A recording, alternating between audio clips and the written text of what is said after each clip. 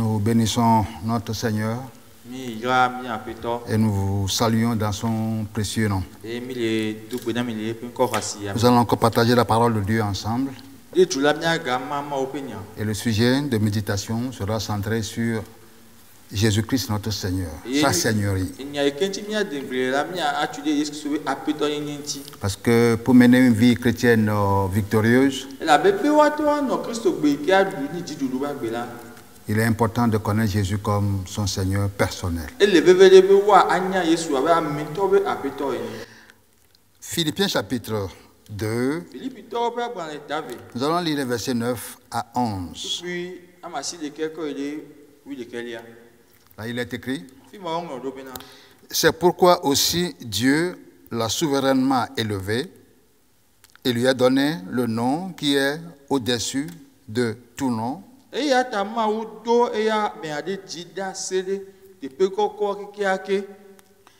afin qu'au nom de Jésus, tout genou fléchisse dans les cieux, sur la terre et sous la terre,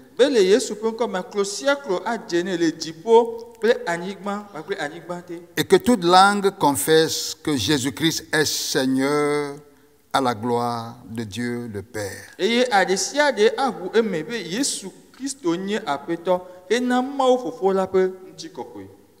Que toute langue confesse que Jésus-Christ est Seigneur.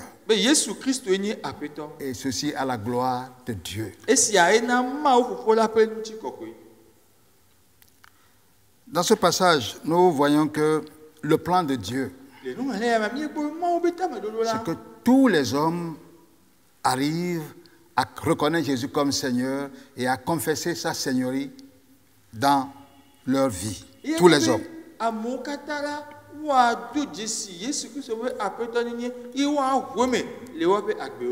Parce que c'est seulement en lui que se trouve le salut. Mais les réalités de la vie de tous les jours nous montrent que c'est le diable qui est le Dieu de ce siècle. Et la Bible nous le dit aussi, que c'est Satan qui est le Dieu de ce siècle.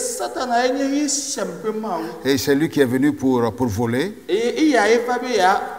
Il est venu pour voler notre santé, votre joie de vivre. C'est lui qui est venu pour détruire. Et il est l'auteur de tout ce que nous connaissons aujourd'hui comme pandémie, avec toutes les manipulations qui sont derrière. Il y a une force qui est derrière tout ça. Ça,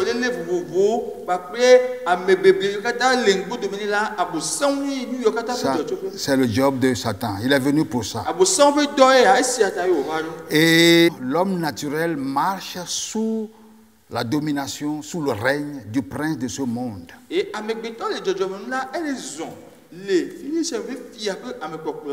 Et Jésus reconnaît que Satan est le Dieu de ce siècle. Pendant son ministère terrestre. Parce qu'un jour il a dit ceci: le prince de ce monde vient, mais il n'a rien à moi. Le prince de ce monde vient. Et le Seigneur reconnaît que, à cause du péché, Satan est devenu le Dieu de ce siècle.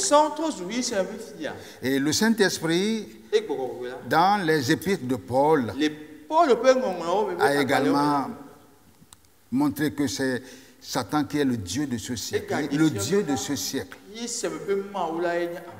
a aveuglé l'intelligence des hommes, les empêchant de voir la gloire de l'évangile de Jésus-Christ. Et l'homme est devenu son esclave, l'esclave de Dieu de ce siècle. Pourquoi? À cause du péché. Parce que tous ont péché et sont privés de la gloire de Dieu. Et Dieu ne peut pas fermer les yeux sur les péchés ou pardonner à l'homme. Même si on pardonne à l'homme, il va toujours tomber dans le péché parce qu'il est esclave d'un maître. Donc il faut que la domination du diable soit brisée sur la race humaine. Et pour que la domination du diable soit écrasée sur la race humaine, il faut qu'un homme vienne. Un homme qui soit sans péché pour accomplir la prophétie de Dieu dans Genèse chapitre 3, verset 15. Quand il disait à Satan que la descendante de la femme t'écrasera la tête. Donc c'est pour cela que Jésus-Christ est venu. Lui qui est Dieu. La Bible dit qu'il existait en forme de Dieu. Il était dès le commencement. Donc il est Dieu. Mais à cause de moi, à cause de toi, il s'est dépouillé de toute sa divinité. Et il a pris l'apparence d'un simple homme. Et la Bible dit qu'il a marché sur cette terre. D'abord sans péché. Et il dominait toutes les forces de la nature. Les vents, les tempêtes, tout lui obéissait. Mais la Bible dit qu'il s'est rendu obéissant. Obéissant jusqu'à la mort. Même la mort sur la croix. Et sur la croix, la Bible dit que lui qui n'a point péché, Jésus, lui qui n'a point péché, il est devenu péché. Il a affronté le péché et toutes les puissances qui sont derrière le péché. Et il est devenu péché. Et il a pris toutes nos malédictions.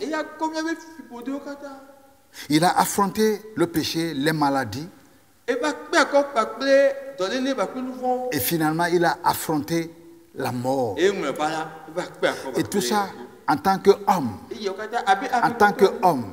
C'est en tant qu'homme qu'il a affronté le diable. Il a affronté la mort. Il a affronté le péché et ses conséquences. Et la Bible dit qu'il a vaincu. Il est ressuscité. Et après sa résurrection, il a dit: tout pouvoir m'a été donné dans le ciel et sur la terre. Et le verset que nous avons lu dit que c'est pourquoi Dieu l'a souverainement élevé. À cause de sa conquête, sa victoire sur le diable, à cause de sa victoire sur le péché, à cause de sa victoire sur la mort. La Bible dit que Dieu l'a souverainement élevé. Il lui a donné le nom au-dessus de tout nom, afin qu'au nom de Jésus, tout genou fléchisse dans les cieux, sur la terre et sous la terre. Et que toute langue confesse que Jésus est Seigneur, à la gloire de Dieu le Père.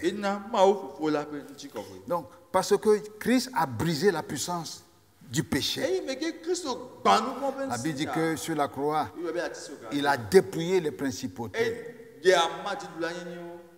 Il a dépouillé les principautés et les dominations. Et les a livrés en spectacle public. La Bible dit que nous ne luttons pas contre la chair et le sang, mais justement nous luttons contre les principautés, les dominations, les esprits méchants dans les lieux célestes. Et Jésus-Christ est venu pour nous délivrer. Et pour nous délivrer, il s'est livré lui-même pour nous. Et à cause de ce qu'il a accompli, la Bible dit que Dieu l'a souverainement élevé et lui a donné le nom qui est au-dessus de tout nom. Et Dieu a fait de Jésus Seigneur. Dieu a établi Jésus Seigneur parce qu'il a vaincu le diable. Il est venu pour détruire les œuvres du diable. Maintenant, n'importe qui est sous la domination du diable, qui confesse Jésus comme Seigneur, la Bible dit que cette personne sera sauvée. C'est avec le cœur qu'on croit. Avec la bouche, on confesse. Si tu confesses que Jésus est Seigneur, tu seras sauvé. Le vrai besoin de tous les hommes, c'est de reconnaître que Jésus est Seigneur. Dieu a fait de lui Seigneur dans les cieux, sur la terre et sous la terre. Et en confessant cette seigneurie de Jésus sur sa propre vie, la domination du diable est brisée. Et quand on reçoit Jésus comme Seigneur et Sauveur, on ne peut plus être esclave du péché. Celui qui reconnaît Jésus comme Seigneur dans sa vie ne pourra plus être esclave au péché. Il ne peut plus être esclave aux maladies. Parce que Jésus-Christ est venu pour détruire les œuvres du diable. Et Dieu a fait de lui Seigneur. Et c'est en lui que se trouve le salut. Le plan de Dieu, c'est de réconcilier toutes choses avec lui-même. Dieu veut réconcilier les choses qui sont dans les cieux, sur la terre, avec lui-même, en faisant la paix par Jésus-Christ. En faisant la paix par Jésus-Christ. Et c'est pour cela qu'il a versé son sang sur la croix. Parce que sans effusion de sang, il n'y a point de pardon. Maintenant, en Jésus-Christ, nous avons le pardon des péchés. Non seulement nous avons le pardon des péchés, mais nous sommes délivrés de la puissance du péché. Parce que le péché, c'est une chose spirituelle. Mais nous commettons le péché avec notre corps physique. Mais en réalité, c'est une chose spirituelle. C'est pour cela que Jésus-Christ est venu. Lui qui n'a point péché. La Bible dit que c'est lui qui a dépouillé les principautés, les dominations, et les a livrés en spectacle public. Confesser Jésus-Christ comme Seigneur et maintenir cette confession est indispensable pour une vie chrétienne victorieuse. Nous ne pouvons jamais affronter les dominations, les princes de ce monde par notre propre capacité. Mais c'est en confessant Jésus-Christ. La Bible dit que quiconque invoquera le nom du Seigneur Jésus, quiconque sera sauvé. Pourquoi cela? Lisons un passage dans Hébreux chapitre 2. Hébreux chapitre 2, on va lire les versets 14 et 15. Il est écrit: ainsi donc, puisque les enfants participent au sang et à la chair, il y a également participé lui-même, afin que par la mort, il anéantit celui qui a la puissance de la mort, c'est-à-dire le diable.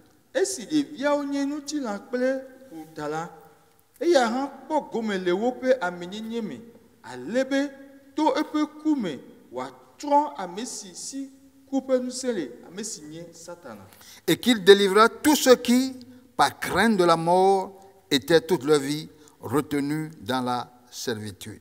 Et vous,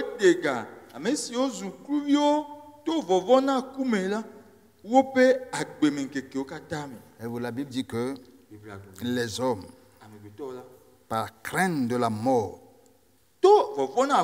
sont retenus dans la servitude.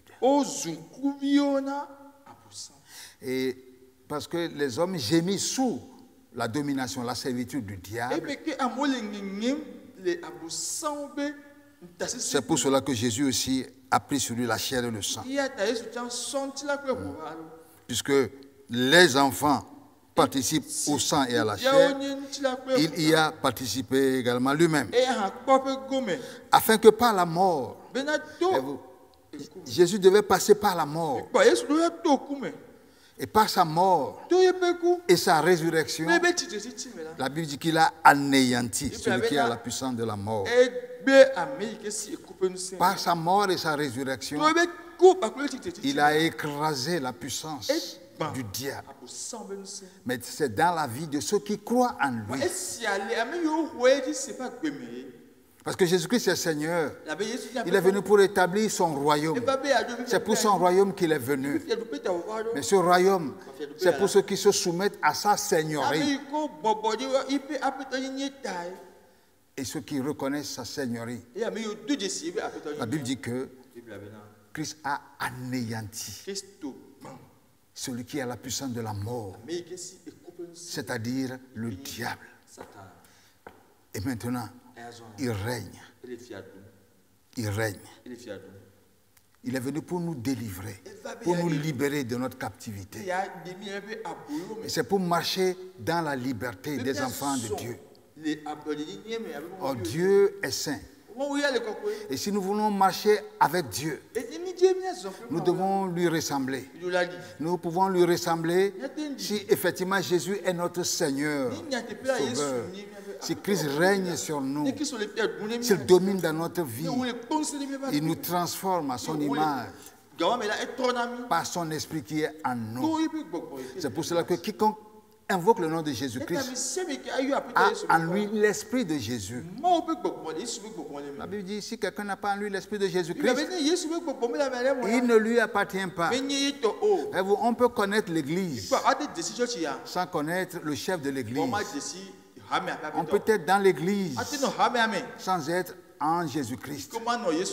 Être en Jésus-Christ, c'est une affaire personnelle. Il faut l'accepter comme son Seigneur personnel. Dieu l'a souverainement élevé.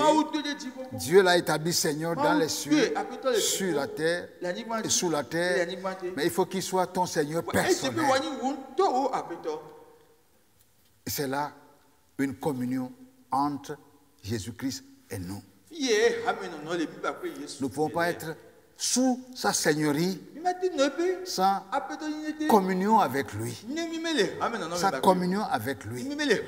Et c'est cette communion avec lui qui fait de nous véritablement une lumière. Parce qu'elle a dit, je suis la lumière du monde. Celui qui me suit ne marchera plus dans les ténèbres, mais il aura la lumière de la vie.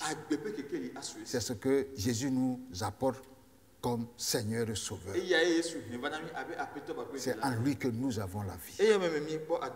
Demeurons dans sa seigneurie et devant les situations du monde, devant les tempêtes, maintenant que Jésus est Seigneur dans les cieux, sur la terre et sous la terre, et qu'il est notre Seigneur personnel.